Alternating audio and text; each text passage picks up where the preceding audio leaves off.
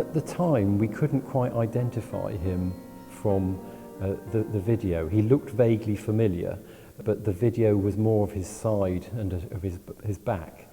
And all the clothes he was wearing, and he looked vaguely familiar, but we couldn't actually work out who it was initially. Did he have something against mariners? Did he have something against the church in general, or was he disturbed in some way?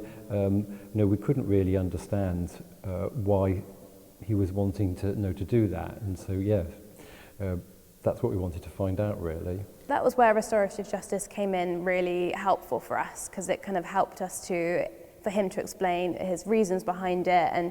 And it turns out he was going through a lot in his life. It was during the lockdown time and a lot of personal things going on, and he felt that maybe we hadn't reached out enough as a church and just had some spare time, and that's what he did. And it was helpful to have that conversation with restorative justice to find out and just clear the air between us all, and it was really, really helpful.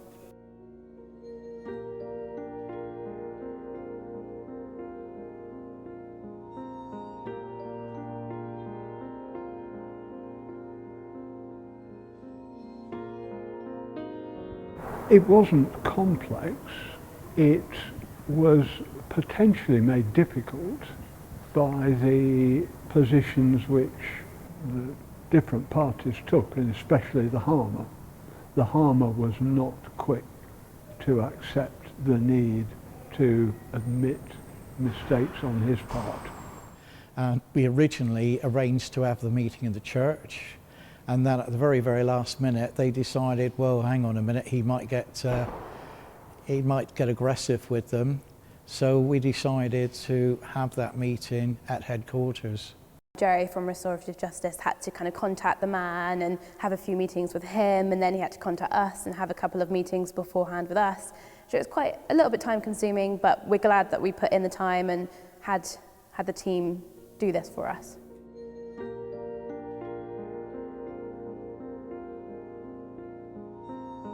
It could have been difficult, but I think it was the conversation we had with both parties and the harmer made it a lot easier for us to actually, because when we actually do a case, when we have a conference, we use a script, and it was very easy to put the script together and make sure that the harmer was at ease with the victims and the victims were at ease with the harmer. What was potentially a complicating factor was that the harmer was somebody with, I think, a very obvious male pride. He did not like going through his own wrongdoing. Some of it was of a nature that he would want to think himself not capable of. Getting him to accept what he did and then to agree to come to meet the other party, that was difficult.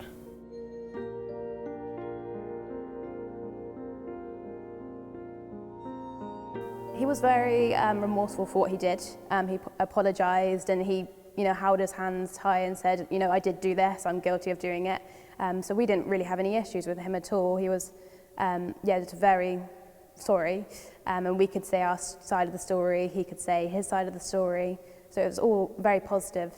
And basically it sort of cleared the air between us, and he made it clear that he would stop coming in the church and pulling the posters off, and we were happy because that was one of our main objectives, to get the vandalism to stop, because we wanted to leave the church open for private prayer and for visitors to come in. We didn't want to have to lock up the church. I learned a lot about restorative justice as well. I think I studied it, I learned about it, but actually being involved with it practically was really useful. And I think as well, learning his kind of experiences, and actually it wasn't all to do with mariners, it was a lot of what was going on in his life at the time, and actually to kind of empathise with that and what he was going through, and not just to be so upset that my posters had been taken down, but kind of understand a bit more about why he did that. Being a church, we're all about forgiveness and restoration and that sort of thing. we believe God's forgiven us for the things that we've done wrong, and so therefore we wanted to extend that forgiveness and restoration to this person if they were willing to accept it. So the principles of the restorative justice process seemed very consistent with what we believed and our values as a church.